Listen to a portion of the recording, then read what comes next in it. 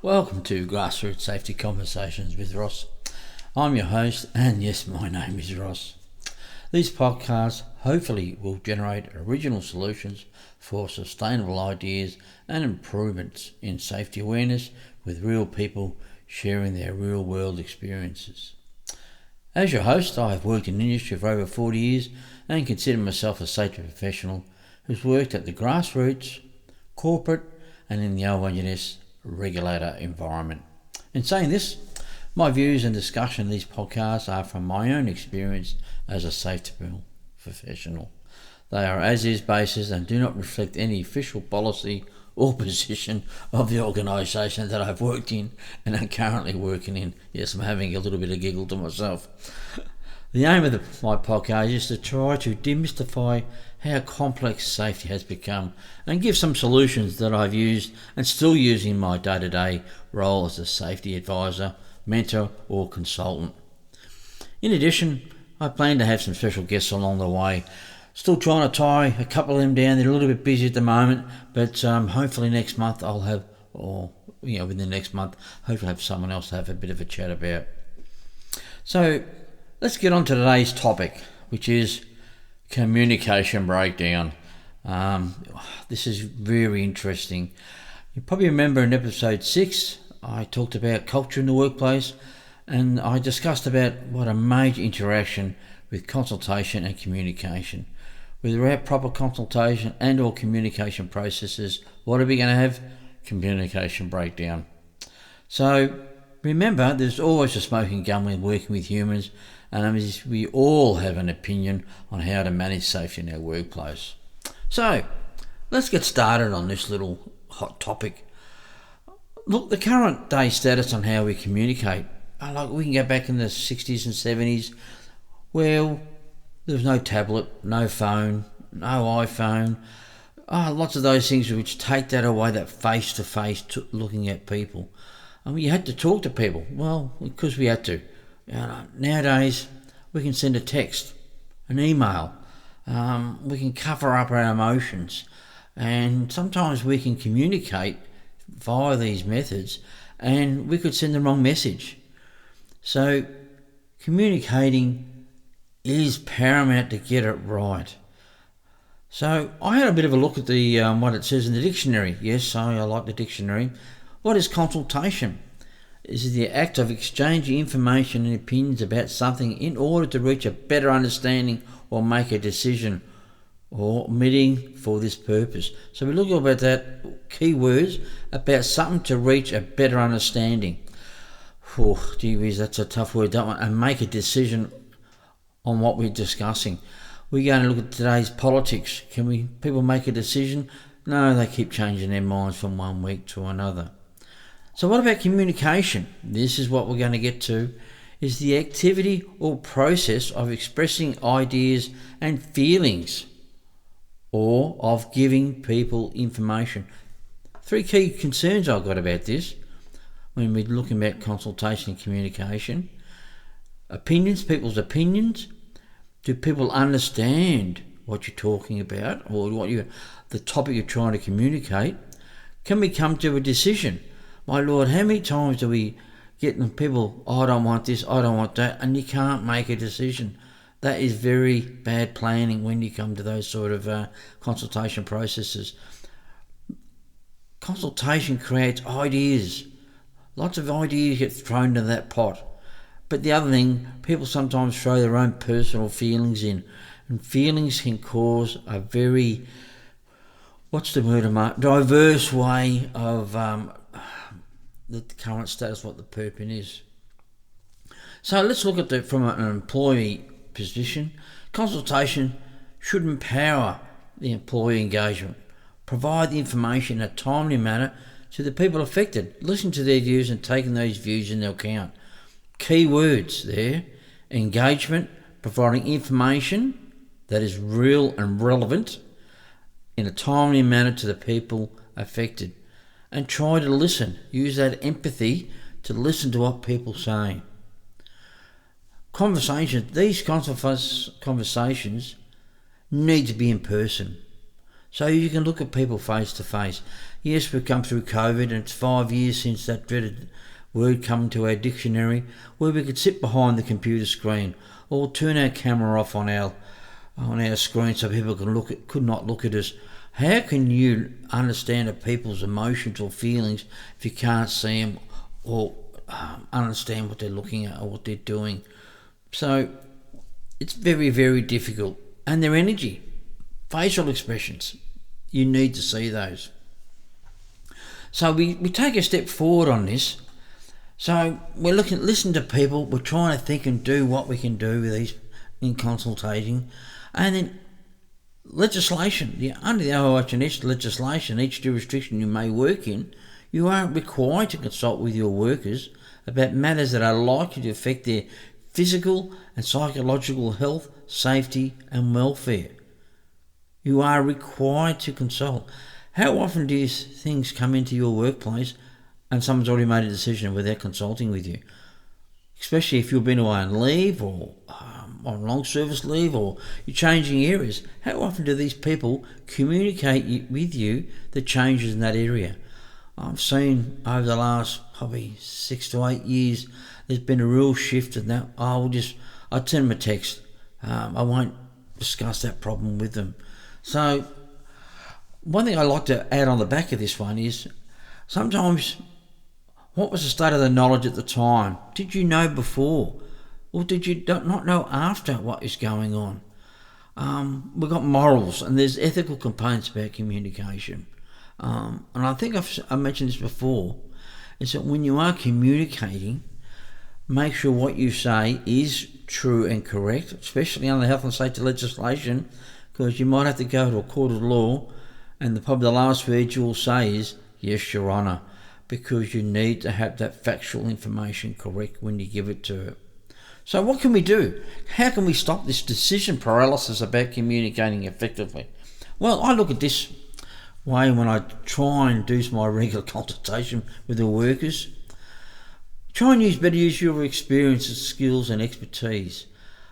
I've dealt with lots of different people over the years, from very young people to very mature people, all levels of where they stand in their hierarchy control. Look, you got to listen to understand what they are doing. You got to improve their ability to spot and control hazards, and that's what you're trying to do around consultation, communicating. Is there a hazard? How can you improve their motivation to work safely? That's through that consultation communication process. But the back end of that, people might communicate with you. There's a double-bladed sword in this one, is to improve their commitment to the solutions that they brought up, and or developing better ways to improve it. I mean, who knows? So I get to the next point about what I'm going to talk about is this a culture issue in your workplace? A lot of organisation, when we talk about consultation and communication, especially over the last 30 years, we've had a huge shift in demographics. We've got different language now. We have different race. We look at the workplace culture. I mean, I'm not going to go through the Gen Zs and the me generations. It's all about me. There's been a huge shift in that area. So you must consider that when you're communicating with your people. So how can you consult to improve that communication process? You must share with your employees information about the matter and what you are required to consult with. And just remember, we've just gone through a recent enterprise agreement requirements. There might be clauses in that and how you communicate on timelines. So we look at that. So in that area is that, can you do things, provide information in a timely manner, and a form that can be understood by everybody. Remember I said before, language, race is very, very important, and the educational processes will come with that too. So let's talk about how can we fix these little areas. So let's come to it through a consultation efficiency process. Let's take a reasonable opportunity and time to consult will depend on the scale, the change and availability of those to consider, discuss and provide their feedback, not just the importance or perceived urgency of the change process. Sometimes people need to go away, have a think about it when you're having these consultation communication processes. Look, one thing about our legislation in Victoria and Australia is that health and safety representatives, you must consult with them in a reasonable time frame. It's a legislation process. But it's always difficult sometimes. You can't please everyone when you're consulting with people. And probably when you're talking to people in that consultation process, you should always encourage them to ask questions, raise concerns, propose options, and make recommendations. It's that closed loop, getting that closed loop back away. So what I say is that I look at that for communicating, for understanding, is that I get people, so looking at the interpreters, sign language and race. And one thing we must remind ourselves when we're consulting, communicating in this current climate and world we live in, is the Universal Declaration of Human Rights, which are 30 basic rights. So one thing we got to do is that you got to remember we have freedom of thought, freedom of expression, there's workers' rights, there's right to educate, right to participate in cultural life. There's lots of things in that area that we must consider, we must think about when we do it. So when we are consulting and communicating, let's think about what mechanisms we use. I said a bit earlier, there's a couple of areas, but I've just got a few here. We've got email, face-to-face, our toolboxes or pre-starts, flyers on, handout flyers, notice boards, your committee, healthy representative committee meetings.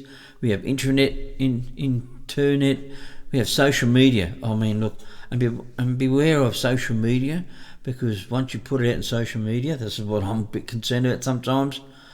What pitfalls can occur when you use social media? And what is the best? Well, there could be a variety of this, how we communicate with people. But I keep coming back to this word, empathy. Consider empathy when you're doing it. So, sometimes we need to have a hard conversation when we're communicating.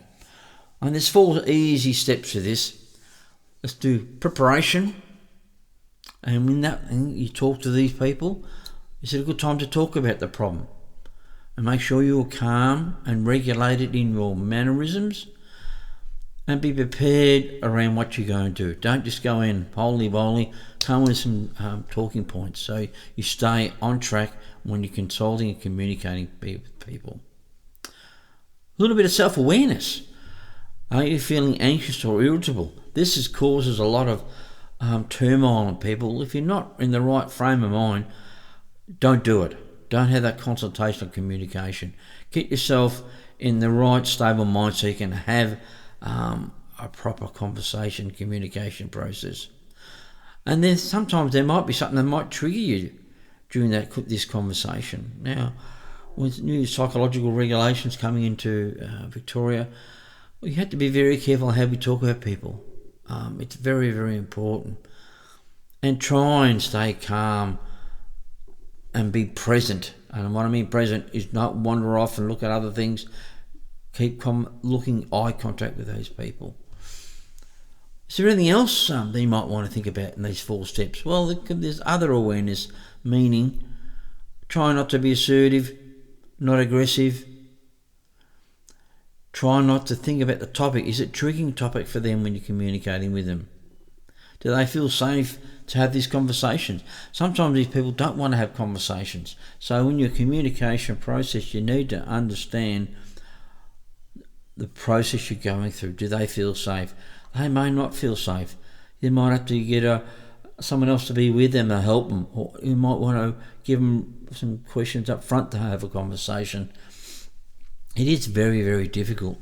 And we get to the final bit, which if we've done good preparation, we're self-aware, and we've looked at other type of factors around our awareness, is try to come to some sort of resolution. And resolution around consultation and communication is make sure both people have a chance to talk and be heard. Don't cut them off. I'm a bad person for that sometimes myself. is try and listen to them and have eye-to-eye contact. Determine together how to resolve or compromise on the issue.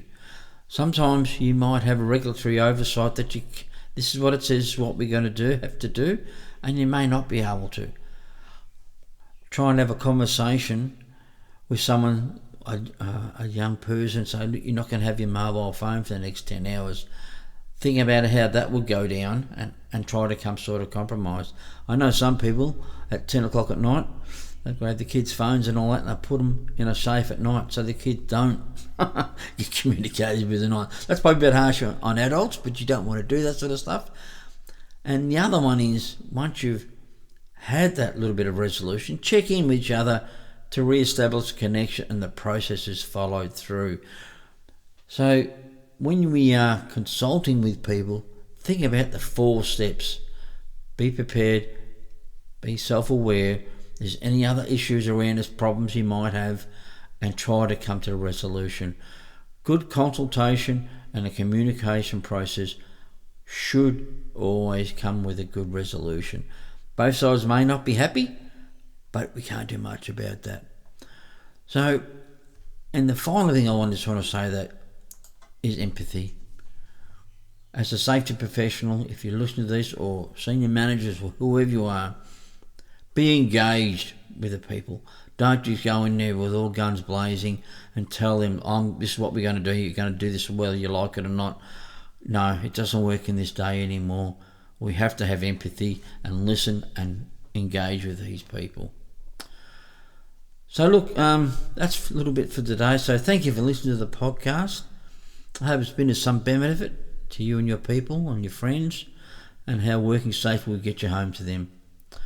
Look, I'm on Instagram, Grassroots Safety with Ross This is where I'll notify when the next podcast is available, and you can email me at grassrootsafety@outlook.com. Yes, Grassroots Safety is all one word, if you have a topical query on what I discuss on this podcast. And look, this podcast is sponsored by Safety Zone, a consultancy firm based in Victoria, Australia. Look, I don't receive any financial support from them, just moral support, and I need a lot of that doing these podcasts.